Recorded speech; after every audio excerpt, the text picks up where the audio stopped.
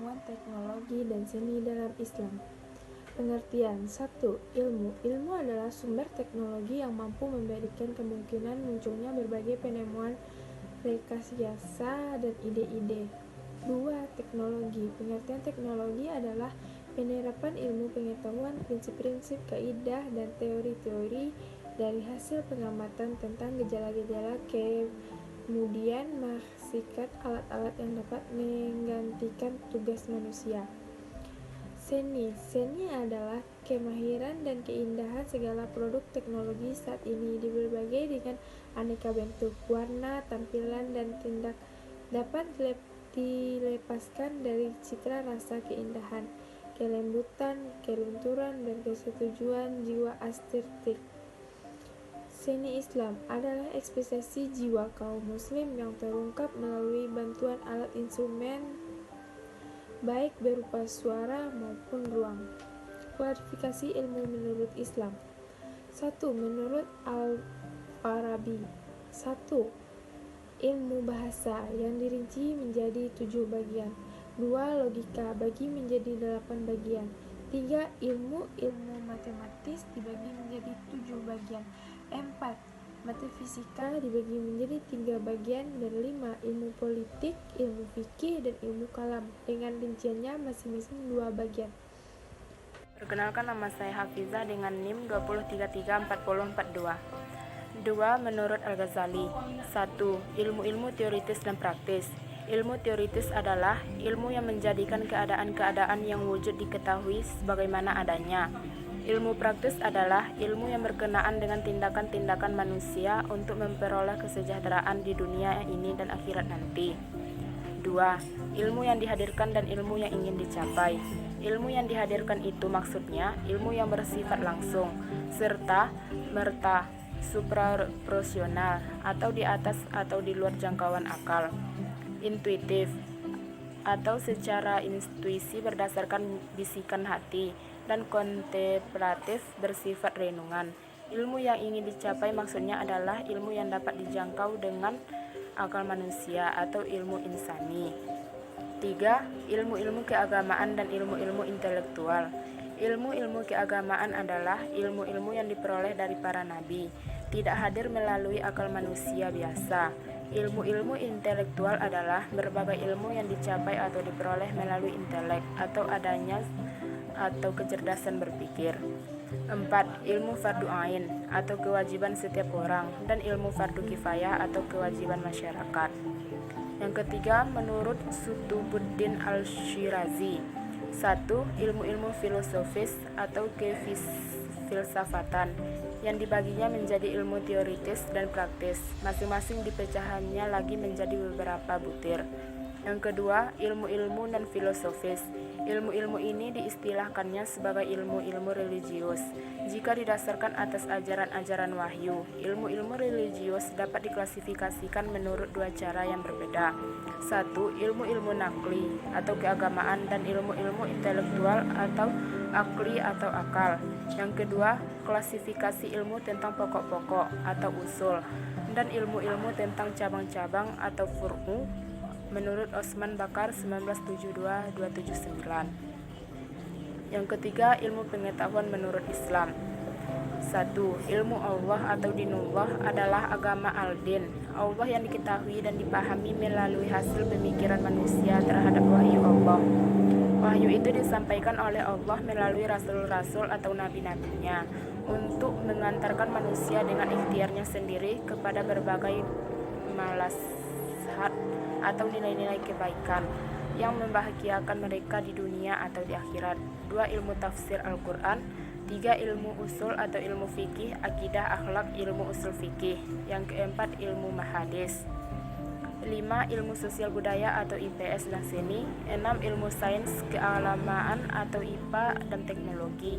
Sains atau sains adalah himpunan pengetahuan rasional manusia kolektif yang dihasilkan melalui pemikiran logika dan kenyataan alam atau sunatullah. Teknologi adalah penerapan sains secara sistematis untuk memanfaatkan Islam di sekelilingnya dan mengendalikan gejala-gejala yang dapat dikemudiakan oleh manusia dalam proses produktif yang ekonomis. warahmatullahi wabarakatuh. Perkenalkan, nama saya Hania Indra, NIM 20334043. Hubungan ilmu pengetahuan, teknologi, dan seni. Hubungan antara ilmu pengetahuan, teknologi, dan seni sama-sama mengikat dan saling membutuhkan, di mana ilmu pengetahuan itu yang menghasilkan teknologi-teknologi yang canggih sekarang ini. Dan teknologi tersebut akan semakin terlihat menarik apabila ada seni di dalamnya. Dan juga hubungan ilmu pengetahuan, teknologi, dan seni itu terletak pada proses kreativitasnya, yaitu saling mempengaruhi dalam penciptaan. Selanjutnya, pandangan Islam terhadap ilmu pengetahuan, teknologi, dan seni. A. Petunjuk Al-Quran dan Iptek. 1. Wahyu yang pertama diturunkan oleh Allah Subhanahu wa Ta'ala dalam Quran Surat Al-Alaq ayat 1-5 berisi tentang perintah membaca. Yang kedua, manusia diciptakan dan dilengkapi dengan ilmu. Yang ketiga, derajat manusia ditentukan oleh iman dan ilmunya. Yang keempat, ilmu merupakan syarat terpenting bagi seorang yang akan diangkat menjadi pemimpin, sebagaimana firman Allah SAW dalam Al-Quran Surat Al-Baqarah ayat 247. Yang kelima, ilmu menjadi syarat yang penting dalam melakukan suatu pekerjaan, sebagaimana firman Allah Subhanahu wa Ta'ala dalam Surat Al-Isra ayat 36. Yang keenam, orang yang mengamalkan ilmu dengan benar akan menimbulkan rasa takut kepada Allah Subhanahu wa Ta'ala sebagaimana terdapat dalam firman Allah Subhanahu wa Ta'ala dalam surat Fatir ayat 28. Yang ketujuh, ilmu mendorong seseorang kepada pengakuan atas keesaan Allah Subhanahu wa Ta'ala sebagai firman Allah sallallahu alaihi wasallam dalam surat Ali Imran ayat 18. Yang kedelapan, ilmu juga merupakan keutamaan yang diberikan Allah Subhanahu wa Ta'ala kepada Nabi dan Rasul. B. Arah pengembangan ilmu dalam Islam. 1. Ilmu adalah untuk mendekatkan diri kepada Allah. Penguasaan ilmu bukan ditujukan untuk mendapatkan prestisi, popularitas, kekuasaan, dan materi. Walaupun Islam tidak melarang umatnya untuk melakukan semua itu, tujuan terpenting menuntut ilmu menurut ajaran Islam adalah untuk mendekatkan diri kepada Allah SWT, sebagaimana firman Allah SWT dalam surat Al-Hajj ayat 65, An-Nahl ayat 14, dan Ibrahim ayat 32-34. Yang kedua, ilmu yang dipelajari hendaklah ilmu yang bermanfaat, yang tidak merusak diri dan lingkungan. Firman Allah Subhanahu wa Ta'ala dalam surat Al-A'raf ayat 56. Yang ketiga, tidak ada pemisahan antara ilmu dan agama.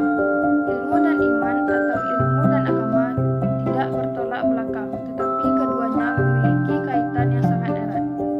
Ilmu dan agama ibarat dua sisi mata uang yang saling melengkapi.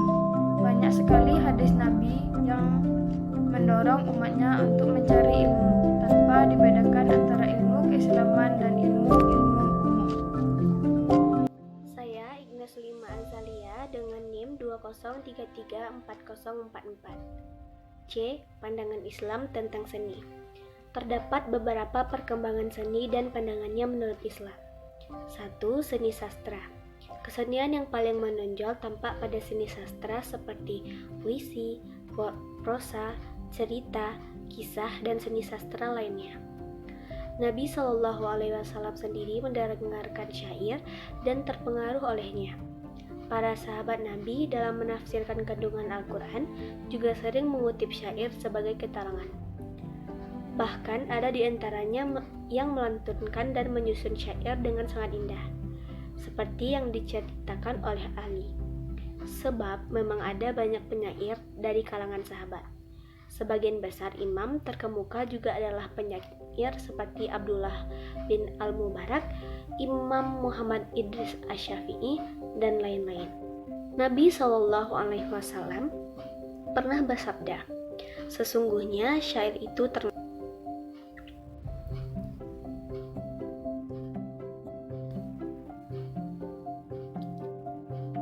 Dua, lagu dan musik. Lagu dengan atau tanpa menggunakan alat atau musik adalah masalah yang mengundang perdebatan dan pembicaraan di kalangan ulama Islam sejak dahulu. Mereka sependapat dalam beberapa masalah dan beberapa pendapat dalam beberapa masalah yang lain. Mereka menyetujui mengharamkan setiap lagu porno atau jahat ataupun yang melakukan perbuatan dosa karena nyanyian tidak lain adalah kata-kata. Setiap kata-kata yang mengandung keharaman, kata-kata itu pun haram.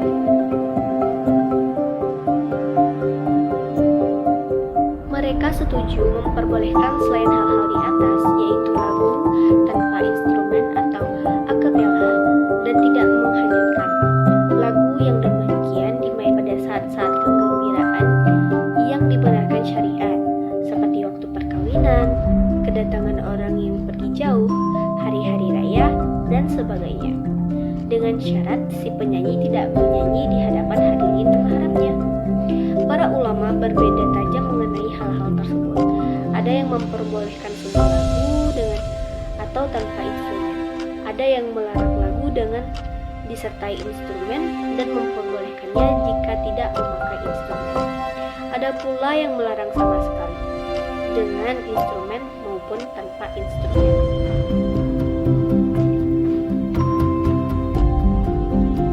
Selanjutnya, seni rupa berkenaan dengan aktivitas taswir atau membentuk atau melukis. Dalam sunnah penuh sekali dengan hadis-hadis yang sahih. Sebagian besar mencela lukisan dan para pelukis. Sebagian lagi melarang dan mengharamkan lukisan dengan sangat keras dan bahkan mengancamnya, termasuk juga menyimpan atau menggantung gambar di tembok rumah. Ada hadis yang menerangkan bahwa malaikat tidak masuk ke rumah yang ada gambarnya. Berikut larangan-larangan dalam seni rupa. 1. Sebagian patung yang dibuat dimaksudkan untuk memuliakan orang yang dijadikan patung itu. 2. Hampir sama dengan yang pertama, ialah pembuatan bentuk patung yang dijadikan oleh agama tertentu yang bukan Islam. 3. Meniru ciptaan Allah, yakni meniru ciptaan Allah Subhanahu wa Ta'ala dengan mengaku membuat dan menciptakan seperti apa yang diciptakan Allah. Dan yang keempat, gambar-gambar termasuk lambang kemewahan. Gambar-gambar menjadi bagian dari alat untuk menunjukkan kemewahan. Saya Indah Rahma Putri J, NIM 20334047. Selanjutnya seni komedi. Islam dengan sifatnya sebagai agama fitrah tidaklah terbayangkan kalau menentang kecenderungan pembawaan manusia untuk tertawa dan bersukacita. Bahkan sebaliknya, Islam menyambut semua yang membuat kehidupan ini tertawa dan indah. Pada dasarnya tertawa, sukacita, dan bergurau memang dibenarkan dalam syariat, tetapi dengan batas-batas dan syarat-syarat yang ditentukan. Yang pertama, tidak boleh mempergunakan kata-kata dusta dan kata-kata yang dibuat-buat sebagai alat untuk membuat orang tertawa. Yang kedua, tidak boleh mengandung penghinaan terhadap manusia lainnya atau memperolok-olok dan mengejeknya, kecuali kalau yang bersangkutan tidak keberatan dan mau diperolok-olok seperti itu.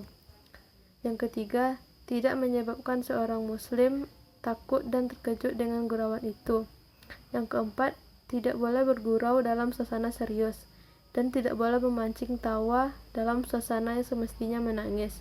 Gurauan itu hendaklah disampaikan dengan cara yang logis, dalam batas-batas yang pantas, dapat diterima oleh akal sehat, dan sesuai dengan masyarakat yang tanggap dan positif. Selanjutnya, tanggung jawab ilmuwan muslim terhadap ipteks. A. Bersungguh-sungguh dalam belajar, sebagaimana firman Allah Subhanahu wa Ta'ala dalam surah Ali Imran ayat 7. B.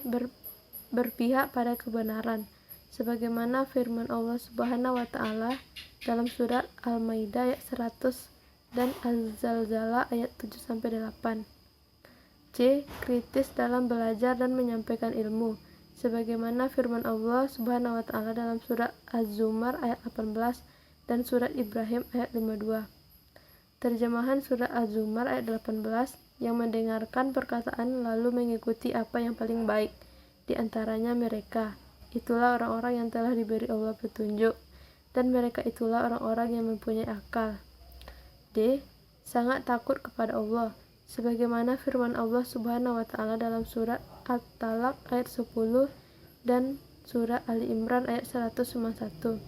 Terjemahan surat Ali Imran ayat 191, yaitu orang-orang yang mengingat Allah sambil berdiri atau duduk atau dalam keadaan berbaring, dan mereka memikirkan tentang penciptaan langit dan bumi, seraya berkata, "Ya Tuhan kami, tiadalah Engkau menciptakan ini dengan sia-sia. Maha suci Engkau, maka peliharalah kami dari siksa neraka." E. Bangun di waktu malam, sebagaimana firman Allah dalam surat Al-Ankabut ayat 9 dan surat As-Sajadah ayat 16. Terjemahan surat As-Sajadah ayat 16.